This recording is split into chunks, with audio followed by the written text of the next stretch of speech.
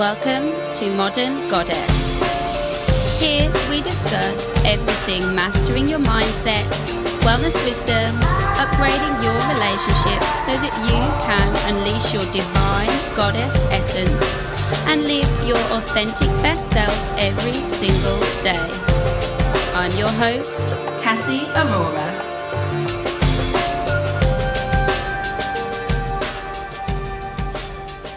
Hello, welcome back to the podcast. Thank you for listening again, and I hope you're having a lovely day or evening, wherever you are, whatever you're up to.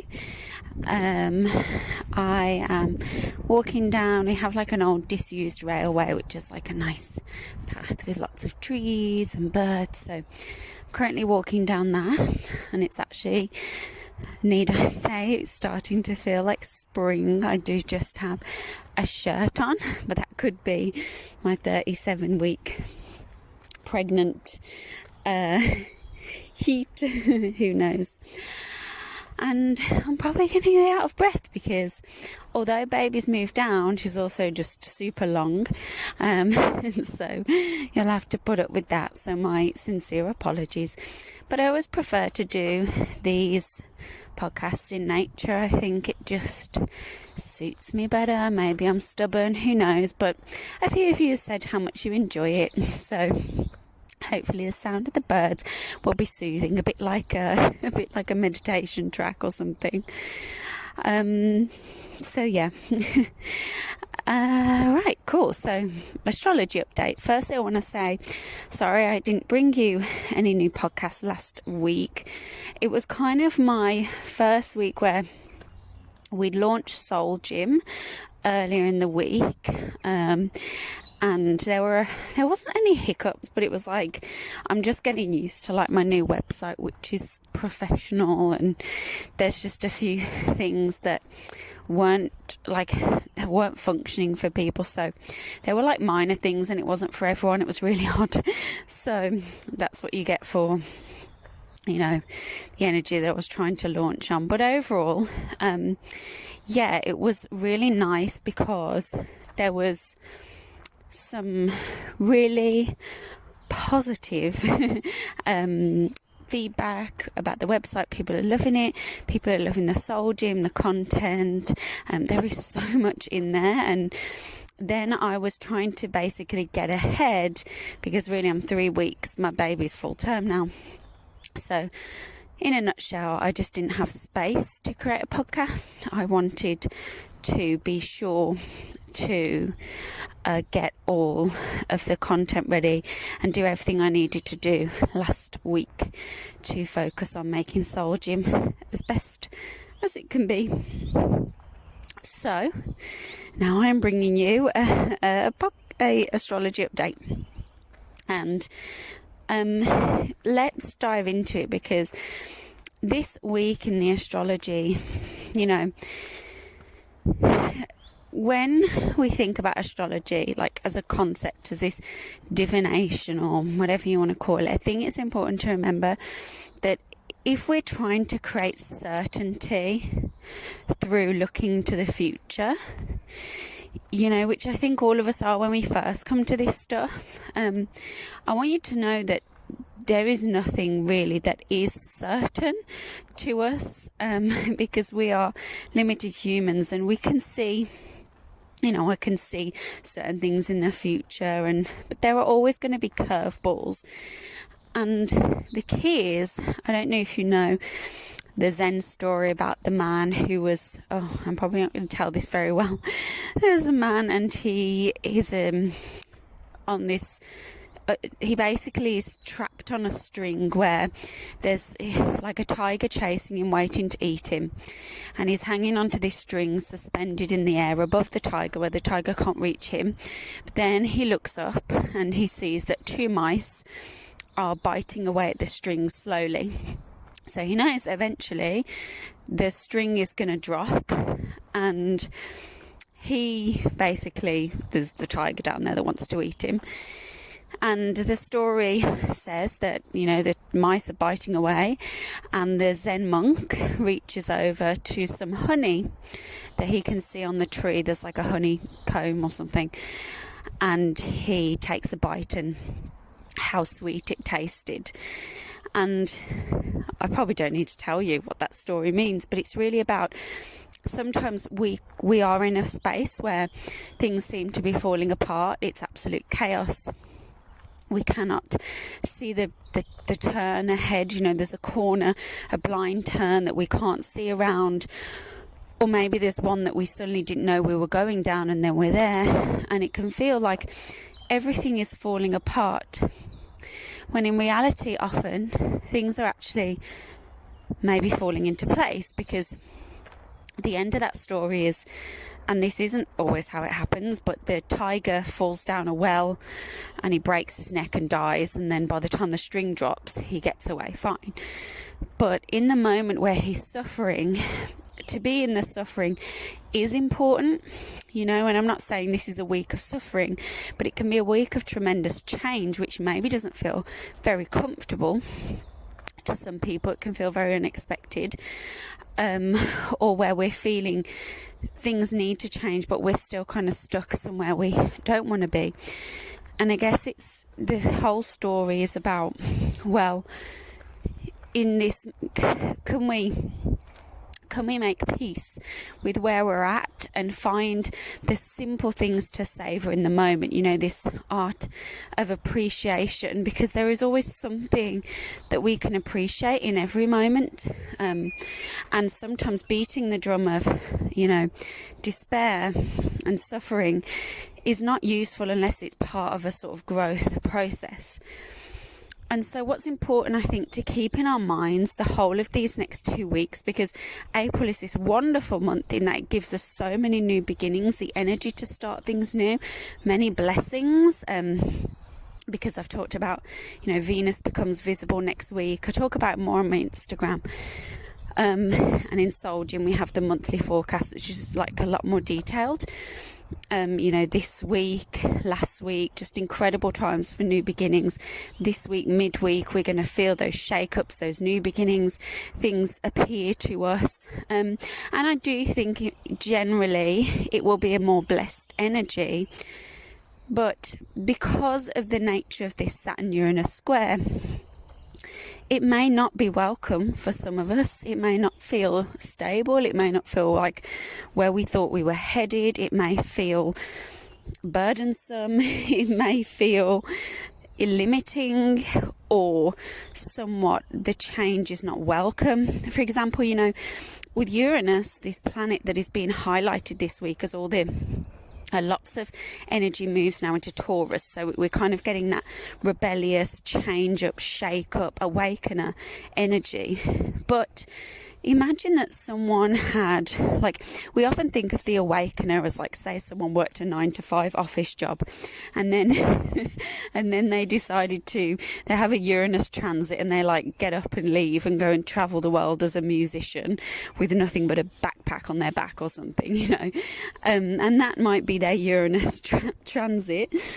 Because it's an awakener to what they truly want, or it's more in alignment with their truth at that time, because we're always changing, everything is changing, and that's what Uranus reminds us of. It says nothing is ever the same, whereas Saturn is this is the status quo. So is Taurus, where Uranus is residing.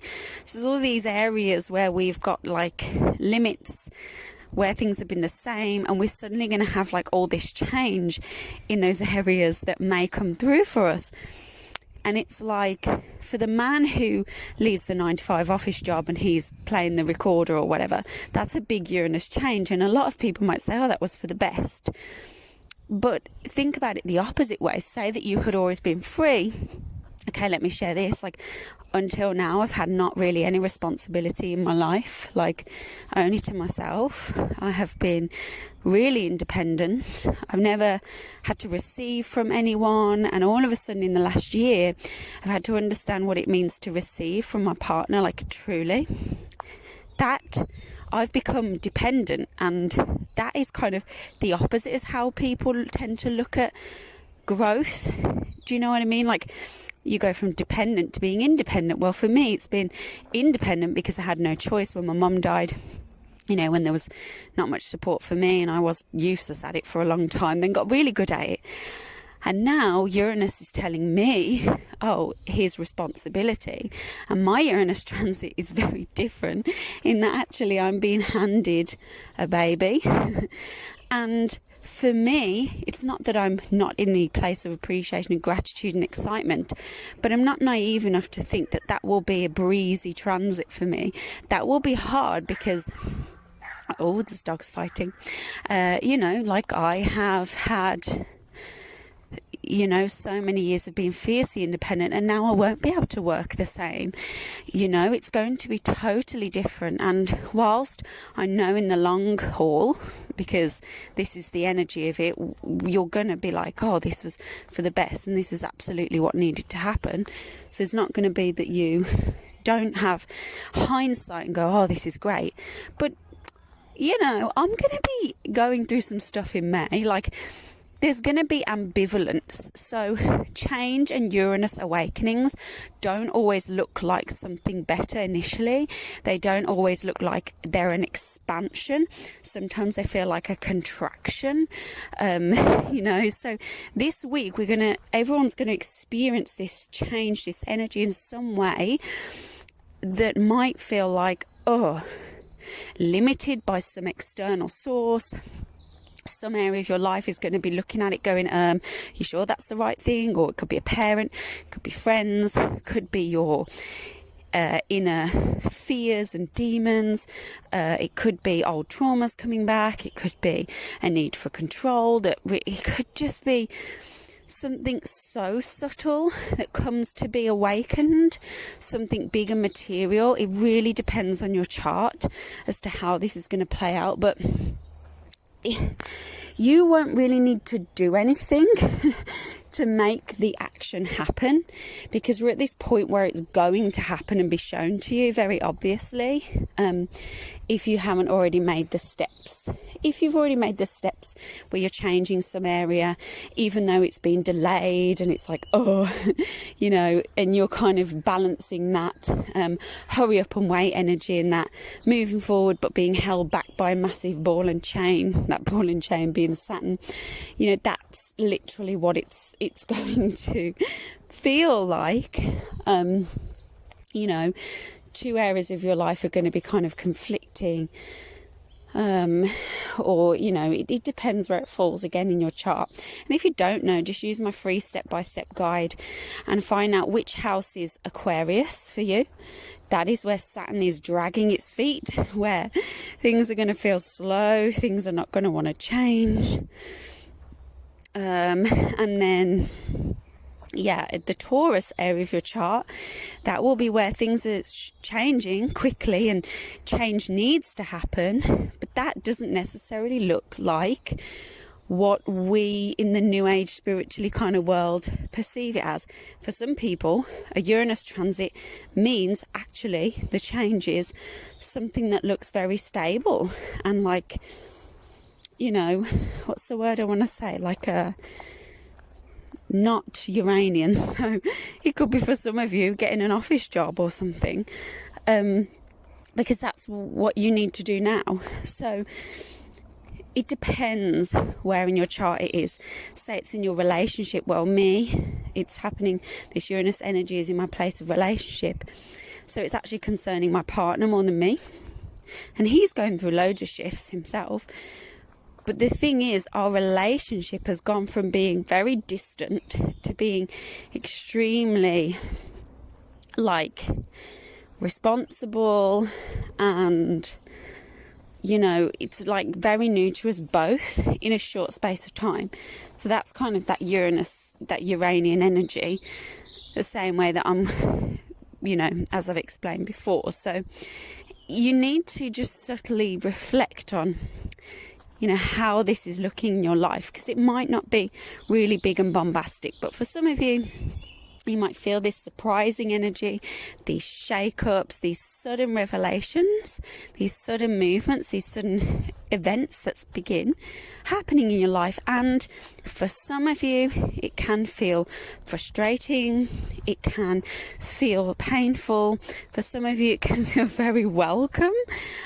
But all in all, my advice would be to remember to anchor yourself in the moment and gain some gentle appreciation for the small things. So cultivating that daily gratitude practice, and knowing that the nature of life is change, consistent change, which is both scary and liberating. But knowing that you have freedom in your mind despite circumstances will help you.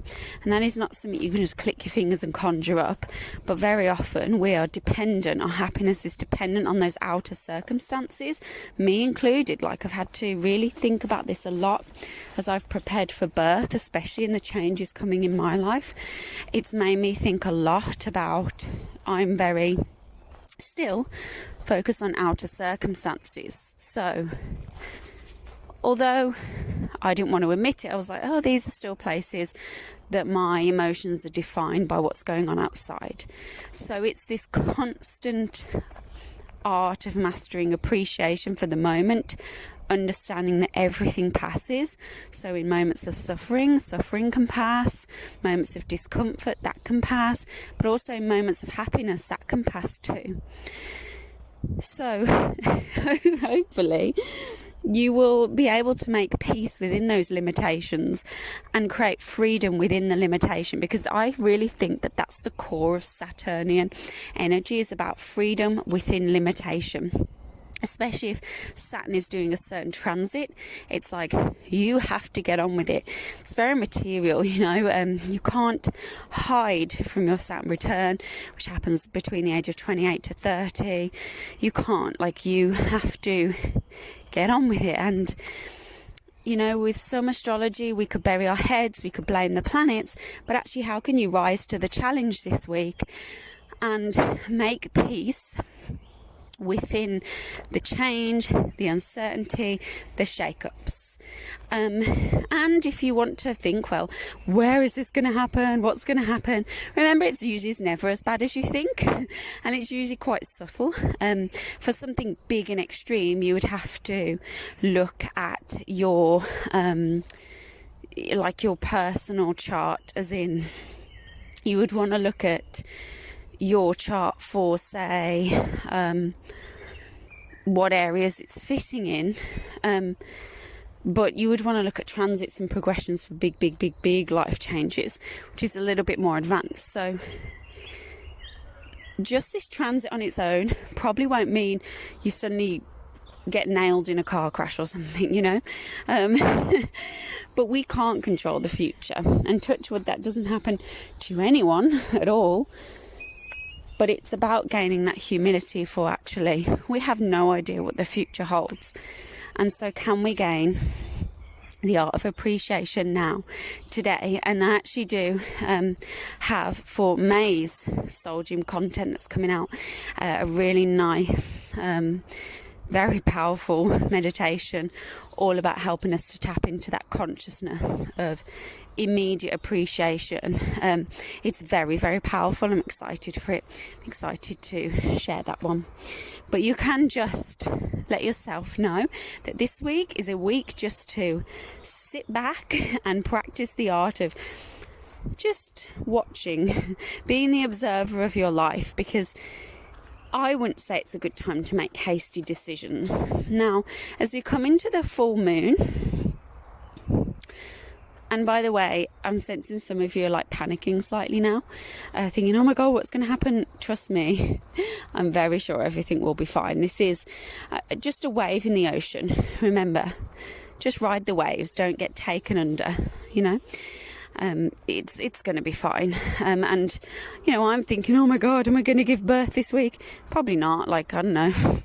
But either way, I just have to know it will be okay. So hey, especially me, the one who wants control over everything. If this last year has taught me anything, it's about my control issues that I was dealing with, and they are, they are something that I have to, that's my thing, control. So, interesting. So, now let's think about the full moon. So that energy of the Uranus, this big shake-up energy that I've been talking about, that peaks on Friday, Thursday, we'll feel it strongly. Then there's like this shift as we move into the full moon, which is very emotional, very I was talking about this in the soul gym, like Mars moves into Cancer this weekend, which is where it's least happy. It struggles there a lot.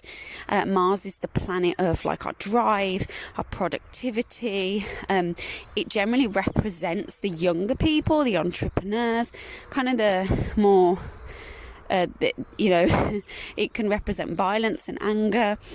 And it's going to move into Cancer, where it's the least happy. And of course, this weekend it will be at 0 degrees of Cancer, which is basically a critical degree. So any 0 degree of the cardinal signs, so Cancer, Capricorn, Libra, Aries, are critical. It's where we feel something stronger. So we're going to see Mars on the world stage quite strongly. So, I don't think it's the best week to go out, be out there, going out and to potentially dangerous places. Like, of course, that's up to you, but there are protests and things happening. I feel like they could turn quite violent because the emotional energy is so high, especially with Mars in Cancer. It's not expressing itself well. It's a very difficult place. We can fall into the emotional trap and act on emotion without thinking with a little bit of logic. You need to have the heart and the head in a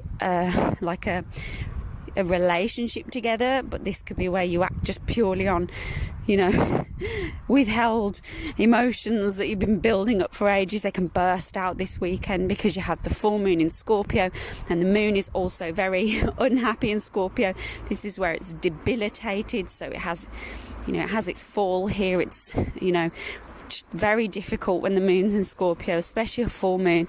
So there can be these real heightened moments of revelation that I would say emotionally it's not the best time to act. Physically it's not the best time to act. And personally, I'm just going to lay low this weekend, not because I'm in fear of I'm going to get run over by a tractor. Just I want to just make it easy for myself and just chill out. And I've planned like a pamper weekend, knowing that emotionally this is highlighting a lot of areas of my chart that could potentially be quite difficult for me. So I'm not going to go out there do any protests or anything like that. So we're going to see this heightened energy this weekend, even if it's not in our own life. I would just be super careful, with your words, with your emotions. Just pause, take a moment, turn in and ask, what is this trying to show me or teach me? What is it I feel uncomfortable about here? Is it necessary that I'm throwing it out in that direction? I think it's a profound time for self-care, emotional processing. And because as we come to the Scorpio full moon, because we have the moon is in Scorpio, but Scorpio is ruled by Mars, so we'll say, well, okay, what's the ruler doing? Is this going to be that difficult? Well, Mars is in a terrible place in Cancer, and there's something happening called mutual reception, where the moon is in Scorpio, the moon rules Cancer, and then Scorpio's ruler Mars is in Cancer, so they're kind of swapping rulers. And so it's a bit like two drunken friends. They're both drunk, they're both not working very well, but they're both trying to get to the same goal. So it's like two drunken friends trying to find their way home at 4 a.m. after a pub crawl. So think it can happen, but it's going to be bumpy and rocky, and it's going to be a bit of a what I like to call a shit show, potentially. So just look for those key moments of revelation. Try not to turn into the drunken friends, and try and just say, whoa, okay, I'm not in my best self here. And for some of you, it can be a moment of truth and real clarity. If you think about the moon is illuminating the earth in darkness. It reflects light to us, so we only see it in the dark. So we can't see the light unless it's dark sometimes. So it's like we need to go into that darkness of the full moon. We need to go into that darkness within ourselves. And because full moon is like, it's a supermoon, so it's like on steroids. And then you also have Pluto, which is the modern ruler of Scorpio, which is going retrograde more or less the day after. So Pluto, we basically got Scorpio energy on steroids, and this is the energy of transformation, absolute truth, the laws of nature, death and rebirth, change, as well as deep emotional intensity, deep truths, the absolute emotional truth. So I would plan this weekend to do more of those things, the deeper meditations, the deeper self-reflection, because there's going to be potentially for some people some uncomfortable truths revealed, maybe through arguments that blow up out of nowhere, but maybe just through self-reflection.